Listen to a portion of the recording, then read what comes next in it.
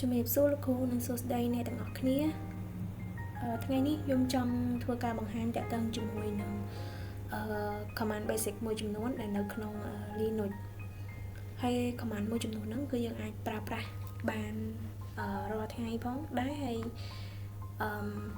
វាគឺជា basic មួយដែលយើងមុននឹងចូលរៀន Linux កាន់តែជ្រៅយើងគួរតែស្វែងយល់តាក់ទងជាមួយនឹង command មួយចំនួននេះសិនហើយខ្ញុំដំបូងយើងបើក terminal ហើយបន្តមកទៀតខ្ញុំចង់បង្ហាញ command ដែលដំបូងគេហ្នឹងគឺតាក់ទងជាមួយនឹង file ហើយនឹង directory navigation តាក់ទងជាមួយនឹង file and directory navigation ដំបូងខ្ញុំចង់បង្ហាញតាក់ទងជាមួយនឹង pwd គឺវាមានន័យថា show current directory តើឥឡូវហ្នឹងយើងកំពុងតែចូលនៅលើ directory មួយនេះអញ្ចឹងគឺឥឡូវហ្នឹងគឺយើងឈរនៅលើ directory home ហើយបើសិនជាយើងចង់ដឹងថាតើ directory home ហ្នឹងមាន file គេខ្លះយើងអាចលិះមើលបានយើងអាច ls មកគឺយើងលិះមើលថាតើ directory មួយហ្នឹងគឺមាន file គេខ្លះគឺមាន document desktop អីផ្សេងៗអញ្ចឹងអ្វីដែលមួយទៀតគឺខ្ញុំចង់បង្ហាញតាក់ទងជាមួយនឹង CD ម្ដង CD ហ្នឹងមានន័យថា change directory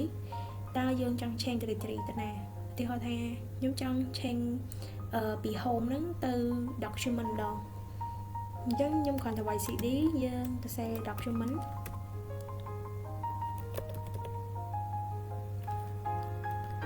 ហើយយើង enter មកគឺយើងចូលទៅក្នុង directory ដែលឈ្មោះ document ហ្នឹងអញ្ចឹង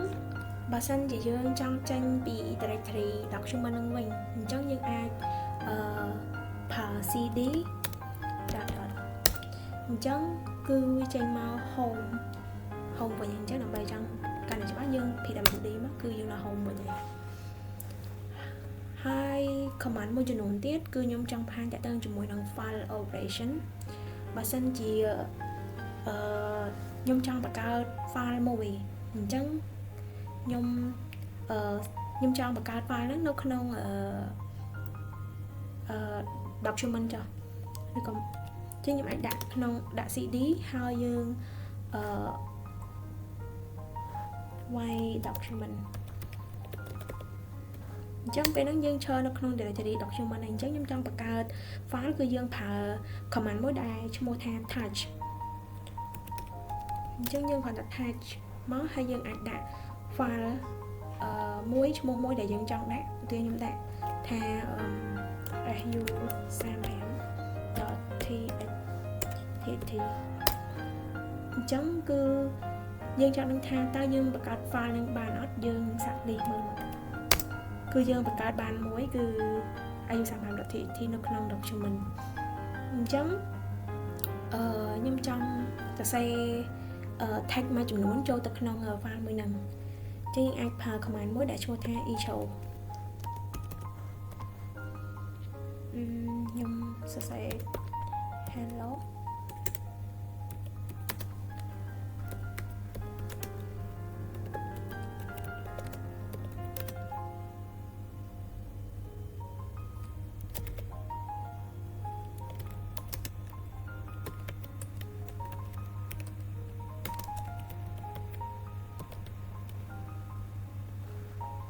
អញ្ចឹងហើយ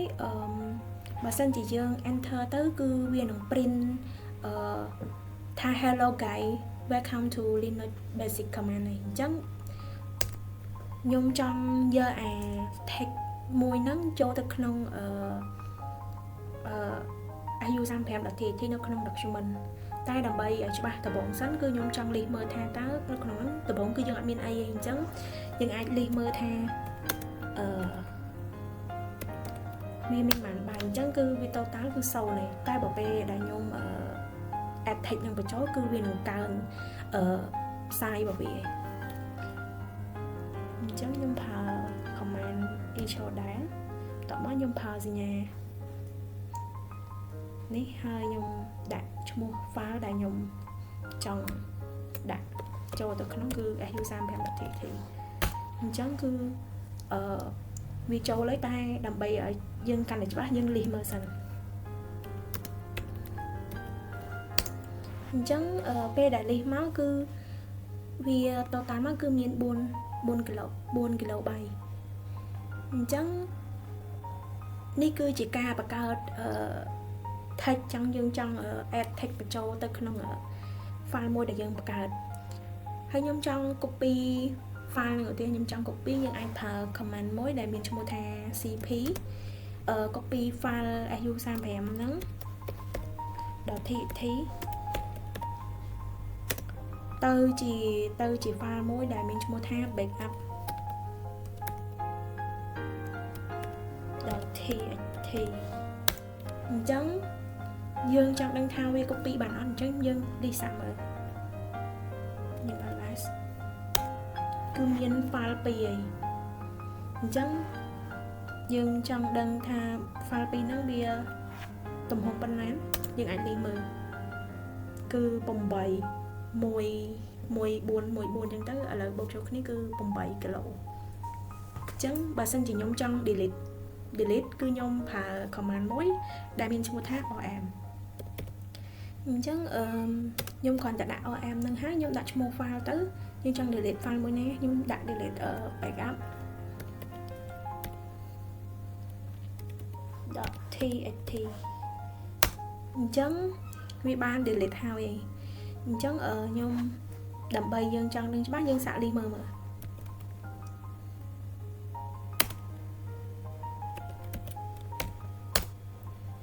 នេះគឺយើងមានតែ file មួយឯងគឺ file ដែលមានឈ្មោះថា su35.txt ចូលដល់ចំណុចមួយទៀតគឺខ្ញុំចង់បង្ហាញតទៅជាមួយនឹង directory operation ម្ដងគឺឧទាហរណ៍ខ្ញុំចង់បង្កើត folder មួយនៅក្នុង document អញ្ចឹងខ្ញុំអាចវាយ command មួយដែលមានឈ្មោះថា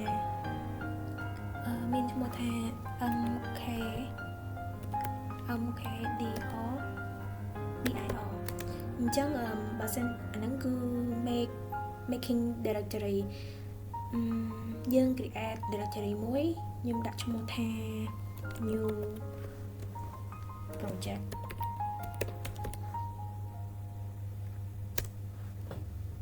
អញ្ចឹងគឺវាបង្កើតបានហើយអញ្ចឹងខ្ញុំសាក ls មើលតើវាមាន folder ហ្នឹងអត់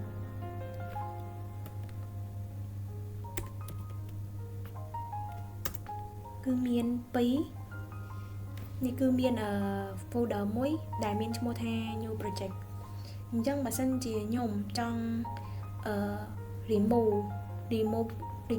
folder មួយហ្នឹង directory មួយហ្នឹងគឺខ្ញុំអាចប្រើ command មួយដែលមានឈ្មោះថា rm dir ហើយដាក់ new project អញ្ចឹងសុំ ls គឺវាបាត់ហើយអញ្ចឹងមួយទៀតដើម្បីយើងឧទាហរណ៍មាន command មួយទៀតដែលមានការលុបដូចថា directory ហ្នឹងមាន file នៅក្នុងហ្នឹងអញ្ចឹងខ្ញុំសូមបង្កើត directory មួយដែលខ្ញុំសាក add file មួយចូលហើយខ្ញុំនឹង delete ឲ្យមើលអញ្ចឹងដំបូងខ្ញុំសូមបង្កើត directory មួយខ្ញុំដាក់ថា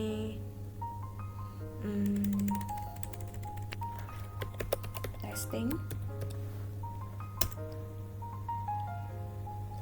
sorry មិនច្រឡំ command មួយនេះ testing យើង ls មើលតើមាន folder មួយហ្នឹងអត់មានខ្ញុំចង់បង្កើត file មួយដែលមាននៅក្នុង folder ដែលថា testing មិញហ្នឹងអញ្ចឹងខ្ញុំចូលទៅក្នុង directory យើងប្រើ command មួយដែលមានឈ្មោះថា cd ហើយយើងដាក់ឈ្មោះ directory ដែលយើងចង់ចូលហ្នឹងគឺ testing មិញហ្នឹងអញ្ចឹងគឺយើងចូលទៅក្នុង directory testing ហើយអញ្ចឹងខ្ញុំចង់បង្កើត file មួយយើងប្រើ attach ឈ្មោះថា new file អញ្ចឹងខ្ញុំសាកលីសមើលតើវាមាននៅក្នុង directory ឈ្មោះថា testing ហ្នឹងអត់អញ្ចឹងខ្ញុំសាក advice គឺមានអញ្ចឹងខ្ញុំចង់បង្កើត text មួយចំនួននៅក្នុងហ្នឹងអ ចឹងយើងប្រើ command មួយដែលមានឈ្មោះថា e-show ហើយខ្ញុំសរសេរ text មួយចំនួន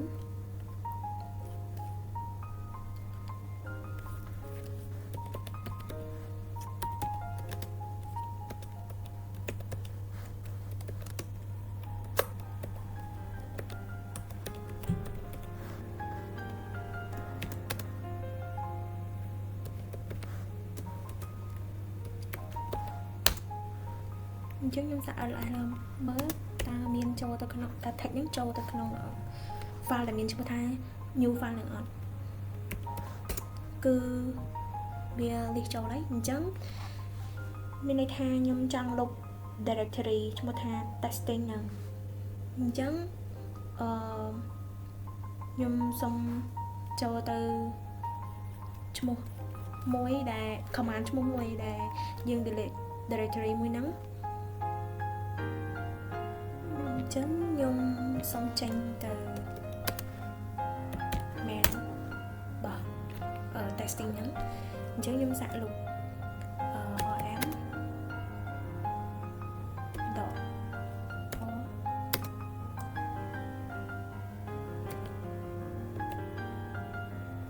testing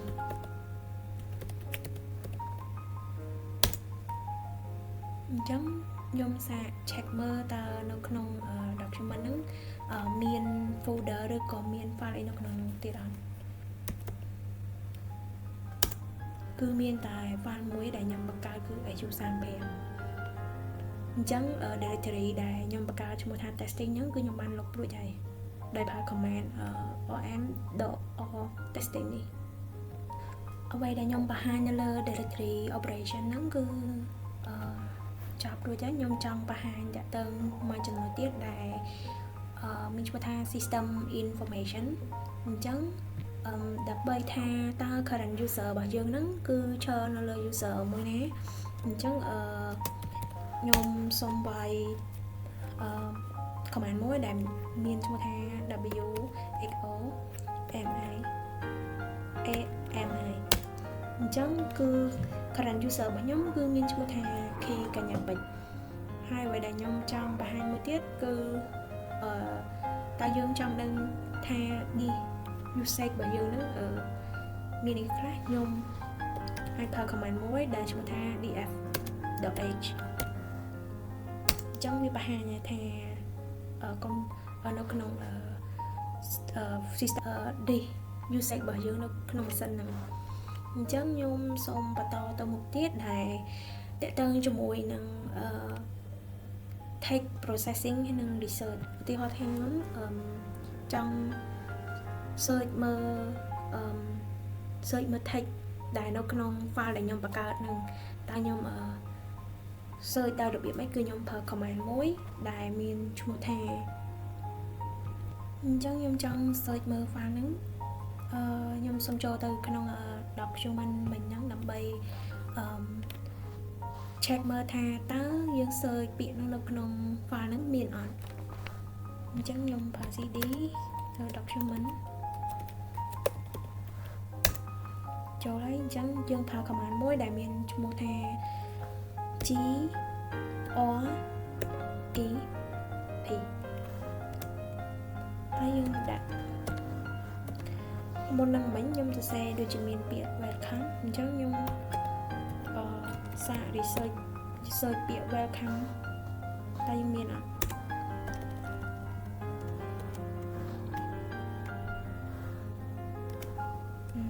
welcome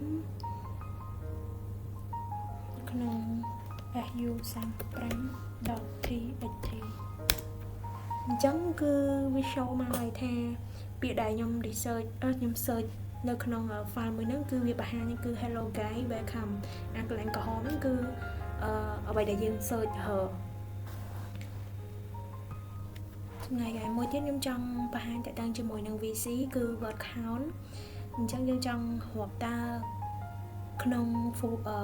file របស់យើងហ្នឹងមាន word ប្រមាណអីប្រមាណគឺខ្ញុំអាចប្រើ command មួយដែល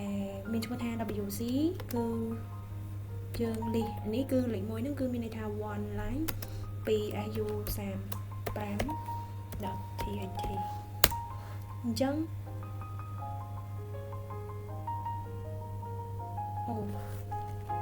ចូលដល់ប៉ុណ្ណេះសិនគឺវាមានចំនួនប៉ុណ្ណេះគឺរាប់មកឲ្យយើងហើយមួយទៀតខ្ញុំចង់បង្ហាញតាក់ទងជាមួយនឹង network command ម្ដងអញ្ចឹងខ្ញុំ clear ឲ្យងាយស្រួលខ្ញុំ cd យើងអាច pin ទៅ google.com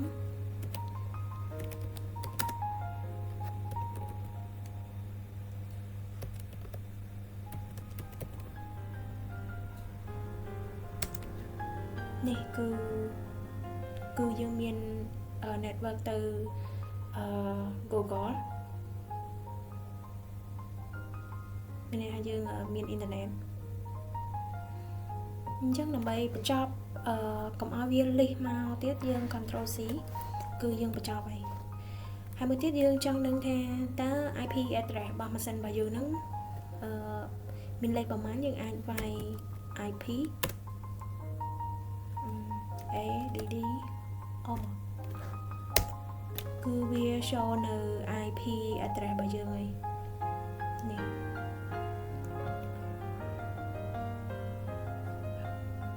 ហើយមួយទៀតខ្ញុំចង់បង្ហាញតាក់ទងជាមួយនឹង package management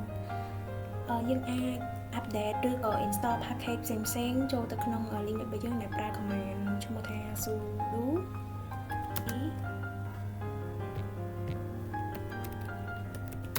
apt update នេះវានឹង update system update package management របស់យើងអញ្ចឹងវាទាមទារ password ខ្ញុំវាយ password គឺវានឹង update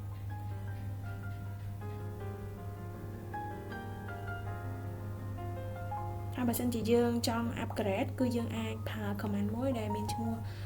sudo apd យើងដាក់ upgrade មកគឺវានឹង upgrade ឲ្យយើងហើយបើសិនជាយើងចង់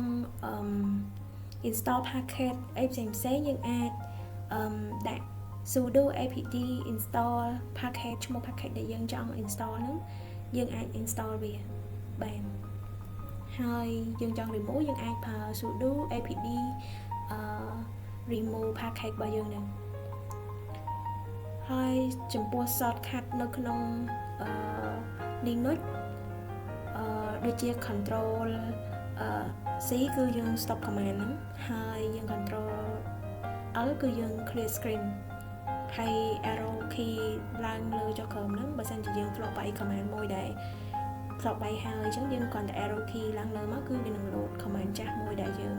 ប្រើអញ្ចឹង command history របស់យើងអញ្ចឹងការបង្ហាញរបស់ខ្ញុំថ្ងៃនេះចូលដល់ទីបញ្ចប់ហើយខ្ញុំសូមអរគុណច្រើនដែលចំណាយពេលវេលាក្នុងការស្ដាប់និងរៀនអំពីការចែកម្លែករបស់ខ្ញុំតាក់ទងជាមួយនឹង basic command នៅក្នុង Linux សូមអរគុណជំរាបសួរលោកគ្រូនិងសួស្តីអ្នកទាំងអស់គ្នាថ្ងៃនេះខ្ញុំចង់ធ្វើការបង្ហាញតាក់ទងជាមួយនឹងការតឡើង OpenSX server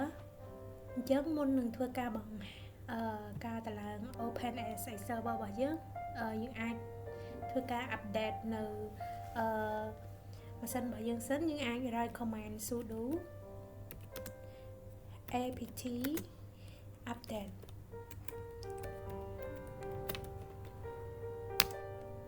ហើយយើងបញ្ចូល password របស់យើងមកអញ្ចឹងវាធ្វើការ update ហើយពេលដែល update ចាប់យើងតឡើងនៅOpenSX server របស់យើង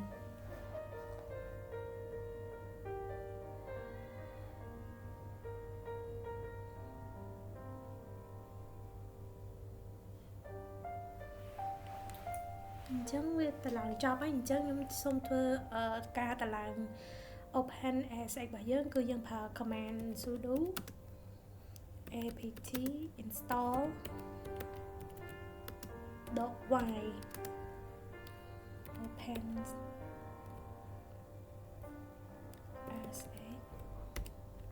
server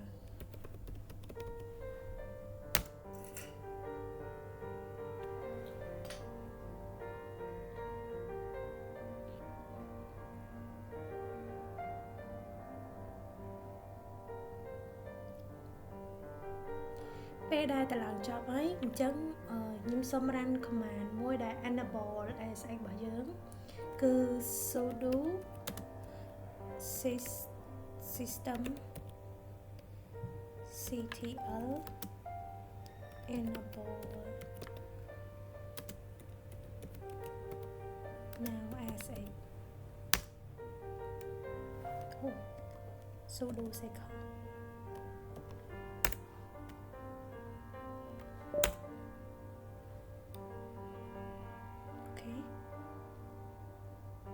ចឹងយើងវាយ sudo ដើម្បីមើល status របស់វា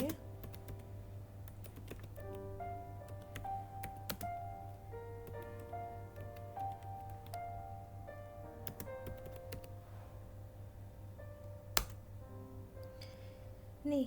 ពេលដែលយើងតឡើងហើយយើងអាចមើលទៅ status របស់វាគឺវា active ហើយអញ្ចឹងមានន័យថាវាកំពុងតែ run នៅក្នុងម៉ាស៊ីនរបស់យើងហើយយើងតឡើងបានហើយយើងអាច check មើល IP របស់វាគឺ IP ក្នុងកុំព្យូទ័ររបស់ខ្ញុំនេះយើងអាចយក IP ហ្នឹងដើម្បីទៅធ្វើការ test ទៅនៅលើ power cell របស់យើងនៅក្នុងកុំព្យូទ័រ local របស់យើងអញ្ចឹងខ្ញុំសូមវាយទៅ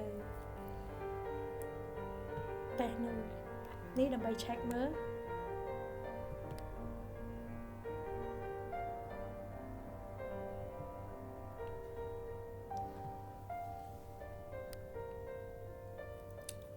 យើងអាចប្រើ command asx username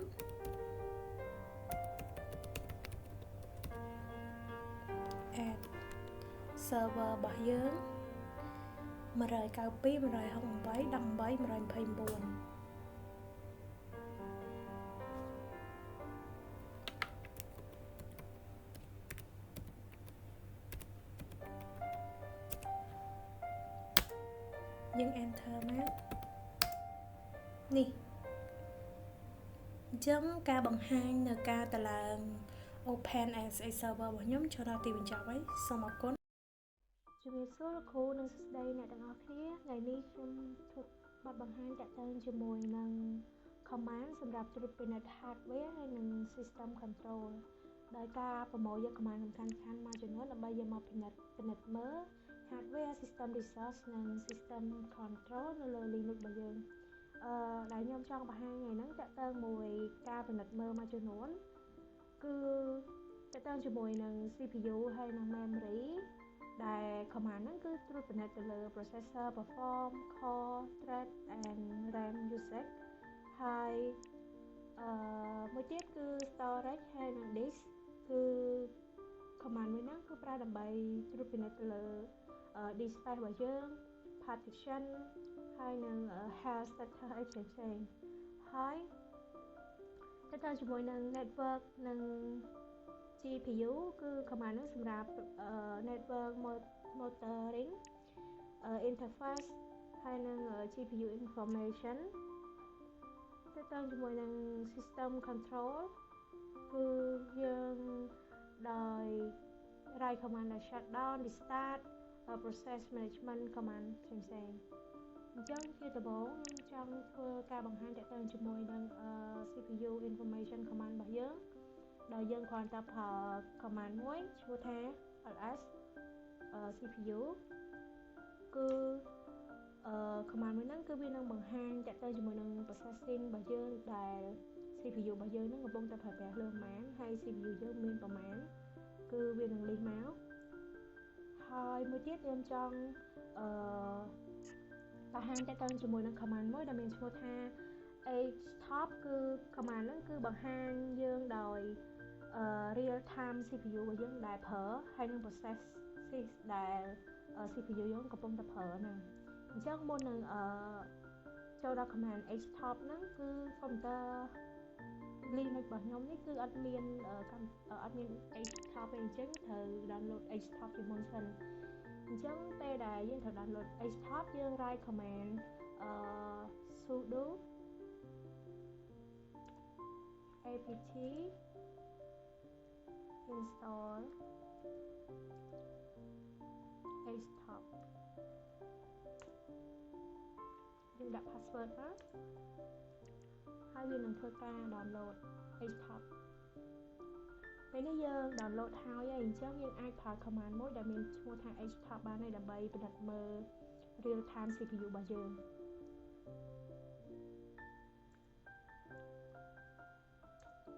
នេះគឺជា real time CPU របស់យើងនេះបើនៅក្នុង Windows របស់យើងវិញដូចយើងបើកនៅtask manager អញ្ចឹងដើម្បីមើល CPU របស់យើងអញ្ចឹងដើម្បីបញ្ចប់កន្លែងហ្នឹងយើង control C មកទៅជាមួយនឹង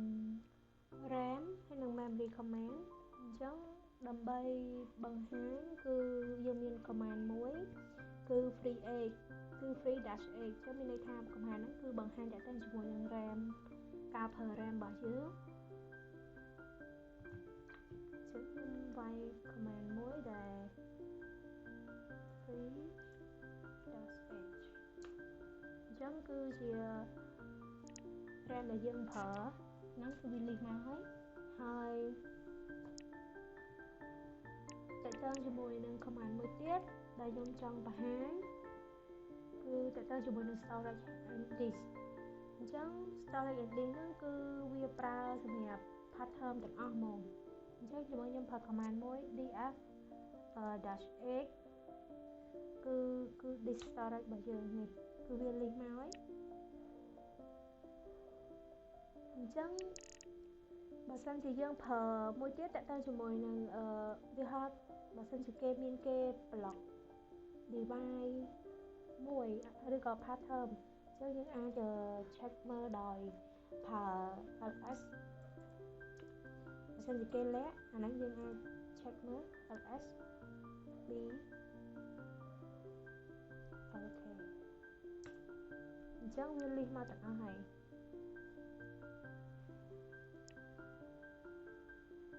សម្រាប់តាក់ទងជាមួយនឹង network and CPU information គឺ command មួយចំនួនគឺមានតាក់ទងដូចជា IPA អាហ្នឹងគឺវាលិះIPA IP គឺជា command មួយដែលលិះជាមួយនឹង IP address របស់យើងអាចប្រើ command មួយហ្នឹងហើយការបង្ហាញតាក់ទងជាមួយនឹង GPU command របស់យើងដែលយើងប្រើ NVIDIA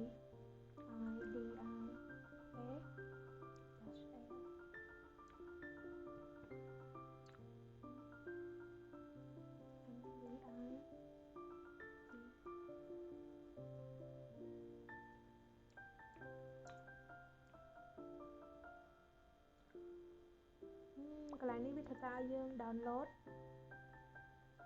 ដើម្បី check មើលនៅNVIDIA និងជា GPU info របស់វាអញ្ចឹងខ្ញុំខ្ជិល download គ្រាន់ថាកន្លែង command មួយហ្នឹងគឺវាបង្ហាញតាក់ទងជាមួយនឹង NVIDIA info GPU info ហើយ command តាក់ទងជាមួយនឹង sudo isxwc video នោះគឺតាក់ទងជាមួយនឹងការ detail GPU របស់ info ដូចគ្នាហើយបើ general GPU គឺយើងប្រើ command ispci ហើយប្រើសញ្ញា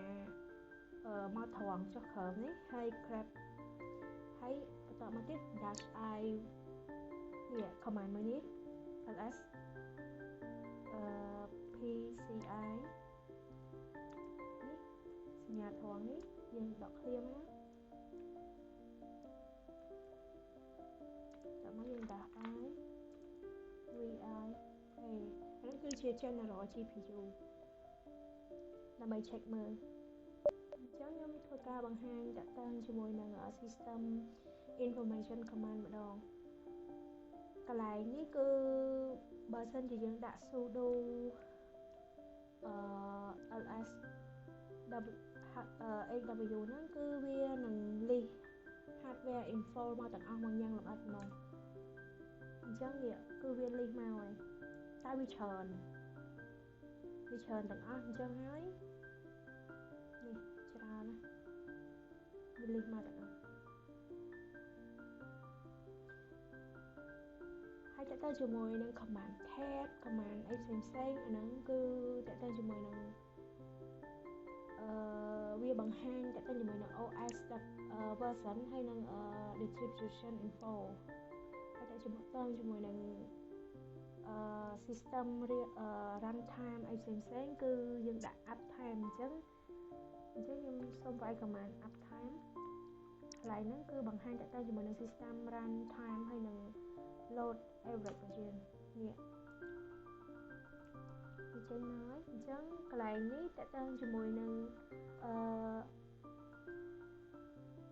USB ហើយនឹង battery info គឺយើងគ្រាន់តែវាយ command មួយ ls USB កន្លែងនេះវានឹងបង្ហាញតើទៅជាមួយនឹង device USB មកខ្ញុំចង់បង្ហាញមួយទៀតតើទៅជាមួយនឹងprocessing management ការពិនិត្យឬក៏យើងចង់ add task នៅក្នុង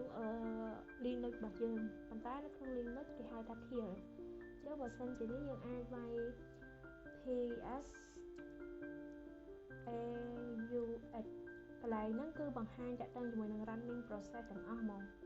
អញ្ចឹងវាបង្ហាញមកហើយបើសិនជាយើងចង់kill មួយណាយើងអាចដោយប្រើ command មួយ kill ហើយយើងដាក់PID របស់វាបើសិនជាprogram មួយណាដែលគាំងឬក៏ error ផ្សេងដូចយើងចុចទៅលើ task and manager នៅក្នុង Windows របស់យើងអញ្ចឹង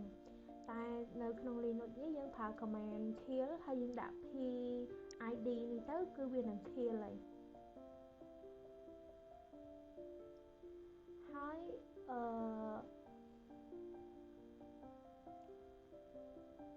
មួយទៀតបើសិនជាខ្ញុំចង់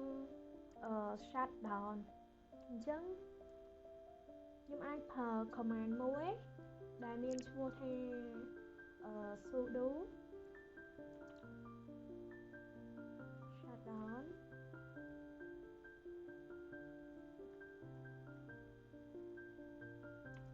now អញ្ចឹងពេលដែលខ្ញុំចុចទៅគឺ Linux របស់យើងហ្នឹងគឺនឹង shut down ហើយអញ្ចឹងនេះគឺជា command មួយដែលប្រើដើម្បី shut down គ្រាន់តែ sudo shut down now គឺវានឹង shut down ហើយ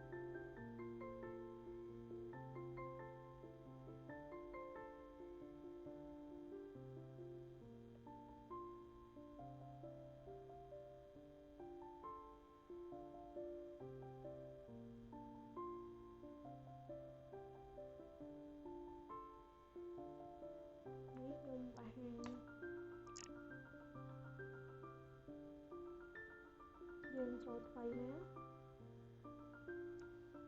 តើតើជាមួយនឹងការ restart អញ្ចឹងយើងអាចវាយដូចគ្នាតើតើជាមួយនឹង restart Linux របស់យើងគ្រាន់តែយើងវាយ sudo reboot គឺកុំព្យូទ័ររបស់យើងហ្នឹងគឺនឹងrestart មកហើយបើសិនជាយើងចង់កំណត់មកឧទាហរណ៍ថាយើងកំណត់ប្រមាណនាទីយើងចង់កំណត់ប្រមាណនាទីដើម្បី restart ទៀតចឹងយើងគ្រាន់តែចុចសញ្ញាបូកបន្ថែមមកហើយយើងដាក់កំណត់នាទីដែលយើងចង់បានវានឹងដល់នាទីហ្នឹងវានឹង load restart ខ្លួនឯងហើយការ shut down ដូចគ្នាបើសិនជាយើងចង់ shut down ឥឡូវយើងដាក់ now តែបើសិនជាយើងចង់ថា10នាទីទៀតចាំ shut down យើងដាក់គ្រាន់តែបូក10ទៅហើយបើសិនជាយើងចង់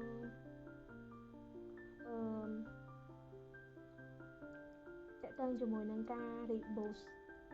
dash .h ដាក់ s នេះគឺ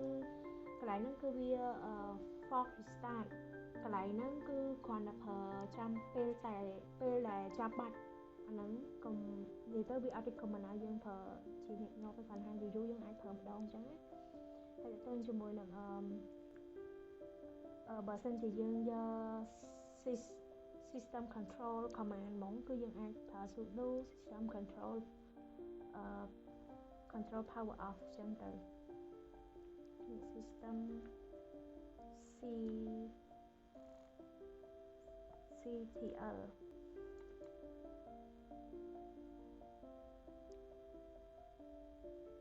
power off កន្លែងនេះគឺវានឹងបិទមកអញ្ចឹងវានឹងស្មើ power off អញ្ចឹងគ្រាន់តែខ្ញុំចុចទៅវាទាមទារ password យើងគ្រាន់តែវាយ password ចូលទៅវានឹងចុចបិទហើយអញ្ចឹងការបង្ហាញមួយនេះគឺដល់ទីបញ្ចប់ហើយអញ្ចឹងសូមអរគុណច្រើនជំរាបលា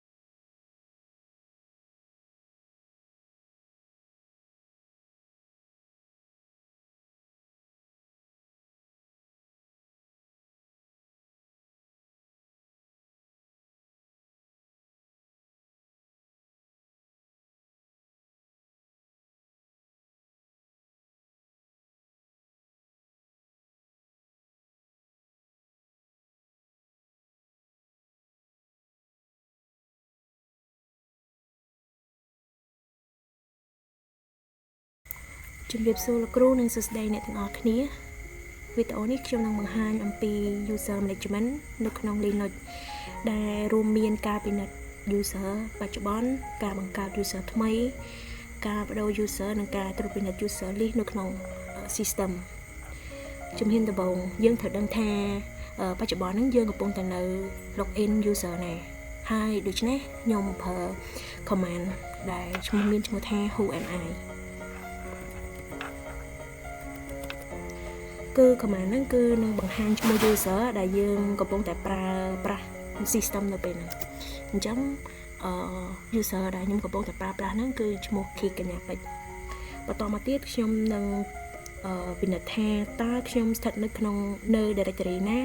ដោយប្រើ command មួយឈ្មោះថា pwd គឺវានឹងបង្ហាញ part ពេញលេញនៃ directory បច្ចុប្បន្នមកឥឡូវហ្នឹងគឺខ្ញុំកំពុងតែចូលនៅលើ home ហើយ user ឈ្មោះ Key កញ្ញាពេជ្រ ឥឡូវហ្នឹងខ្ញុំនឹងបង្កើត user ថ្មីមួយដែលមាន home directory និងប្រើ bash shell គឺយើងប្រើ command sudo user add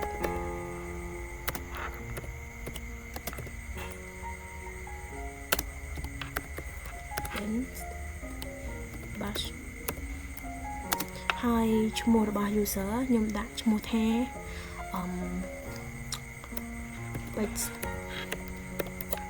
test អញ្ចឹងហើយកន្លែង command មួយនេះគឺដក m ហ្នឹងគឺមានន័យថាយើងបង្កើត home directory ហើយសម្រាប់តែដក s នេះគឺមានន័យថាដក s /bin/bash នេះមានន័យថាយើងកំណត់ shell ជា bash ហើយបន្តមកទៀតខ្ញុំបង្កើតរួចហើយគឺខ្ញុំបង្កើត password សម្រាប់របស់ user ហ្នឹងគឺខ្ញុំប្រើ sudo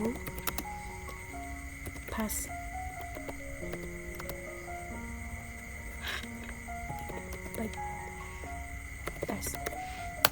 កន្លែងនេះគឺគេឲ្យយើង enter password ចូលហើយអញ្ចឹងខ្ញុំដាក់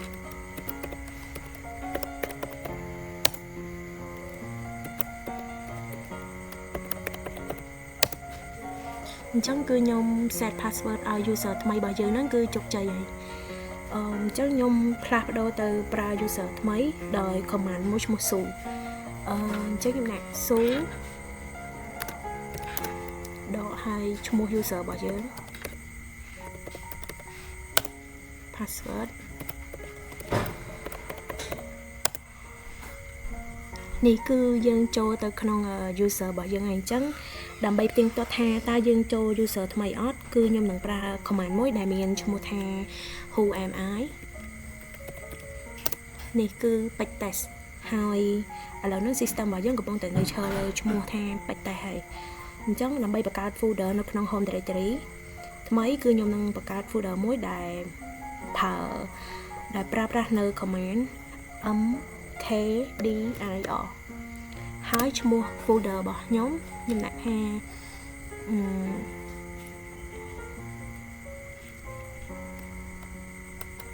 su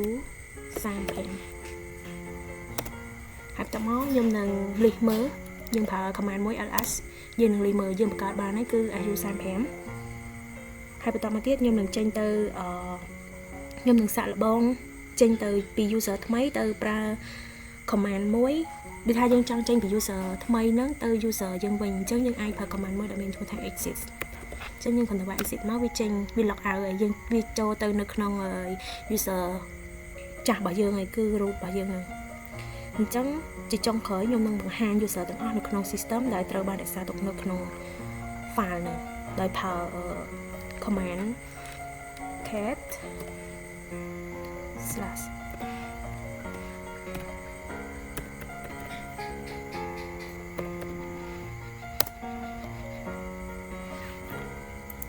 មុននឹងមិញគឺខ្ញុំបានសរសេរ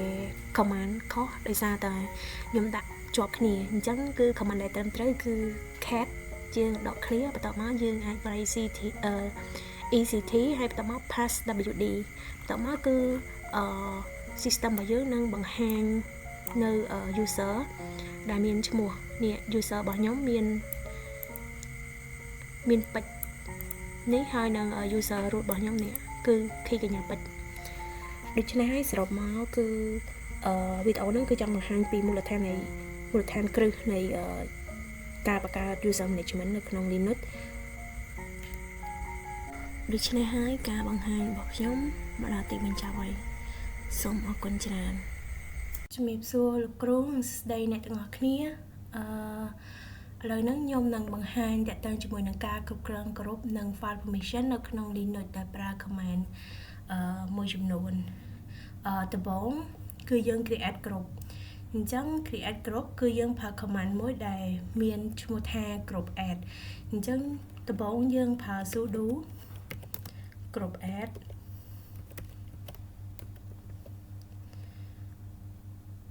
ហើយយើងដាក់ឈ្មោះgroup មួយណាដែលយើងចង់ដាក់អញ្ចឹងមាន developer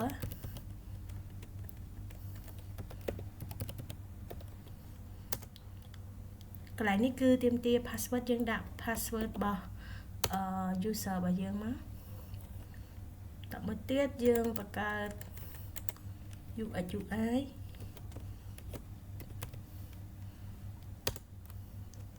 បង្កើតមួយទៀតគឺ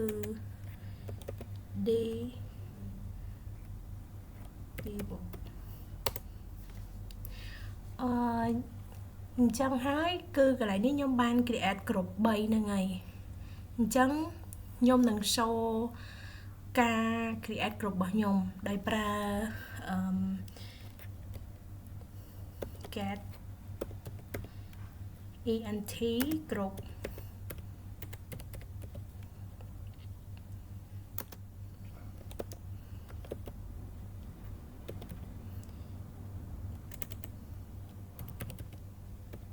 developer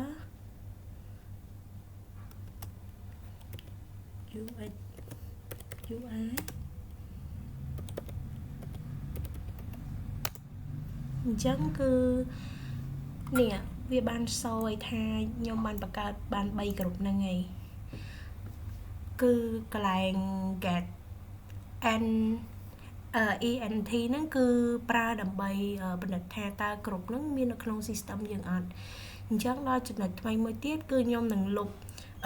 គ្រប់ developer ចេញអញ្ចឹងយើងប្រើ command មួយគឺ sudo គ្រប់ del develop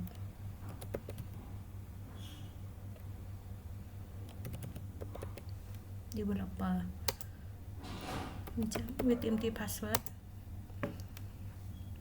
អញ្ចឹងដើម្បី verify ថាគ្រប់ developer ហ្នឹងបាន delete អត់ចឹងខ្ញុំនឹងប្រើ command get ent គ្រប់ develop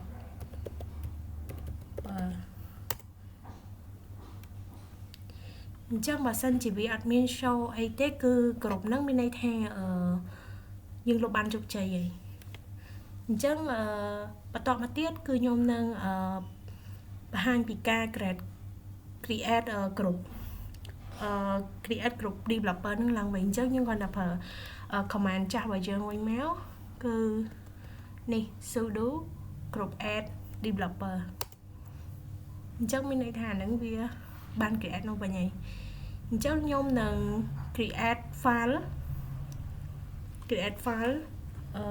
គឺយើងប្រើ command មួយដែលមានឈ្មោះថា touch អញ្ចឹងយើងគ្រាន់តែវាយ touch develop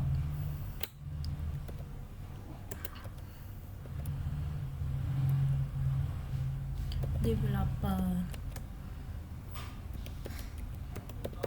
process dot txt ux ui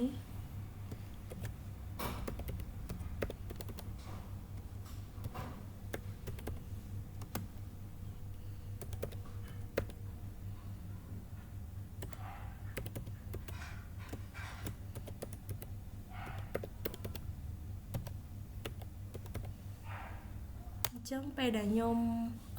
enter មកវានឹងcreate អីអញ្ចឹងដើម្បីយើង check មើលអញ្ចឹងយើងដាក់ command មួយ ls .l គឺ ls .l ហ្នឹងគឺនឹងបង្ហាញពីpermission owner និង group ដែលសំខាន់សម្រាប់គ្រប់គ្រង access ហ្នឹងអញ្ចឹងយើងមើល file ដែលខ្ញុំបាន create នេះគឺវានឹងបង្ហាញ read write អញ្ចឹងតមកទៀតខ្ញុំនឹង change permission ទៅជា755ដោយ permission 755ហ្នឹងគឺតំណាងឲ្យ owner ដែលមានសិទ្ធិពេញគ្រប់និង other ហ្នឹងមានសិទ្ធិ read ហើយនិង execute អញ្ចឹងយើងប្រើ command មួយដែលគឺ ch mode 755 .txt អញ្ចឹងដើម្បី verify ថា វាបាន change permission នឹងអត់អញ្ចឹងគ្រាន់តែយើង ls ដក l នេះវា change ទាំងអស់ឲ្យតែមាន file ណាដែល .txt នេះអញ្ចឹងហើយគឺចំណុចបន្ទាប់ទៀតខ្ញុំនឹង register the devolve access អញ្ចឹងយើងប្រើ command មួយដែលមានឈ្មោះថាជប់ clear screen sudo ch on យើងដាក់ឈ្មោះ file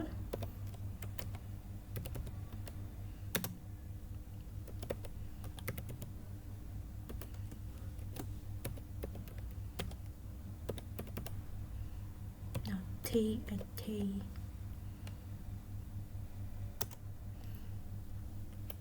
មួយទៀត ch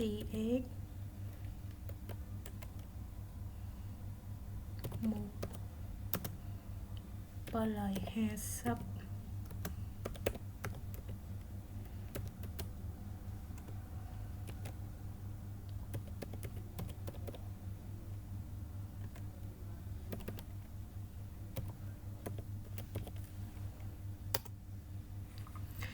កន្លែង CX អូនេះគឺកំណត់គ្រប់ owner ជា devolve ហើយ permission ដែល750នេះគឺអនុញ្ញាតត្រឹមអនុញ្ញាតតែ devolve ប៉ុណ្ណោះដែលគ្រប់ផ្សេងទៀតមិនអាច access បានទេអញ្ចឹងនេះគឺជាការបង្ហាញដែលប្រើ command Linux ដើម្បីគ្រប់គ្រងគ្រប់នឹង file permission ដែលត្រូវបង្ហាញនៅក្នុងលក្ខណៈថាដូចការងារពិតៗក៏បង្ហាញអញ្ចឹងដែរអញ្ចឹងវីដេអូរបស់ខ្ញុំដល់ទីបញ្ចប់ហើយសូមអរគុណ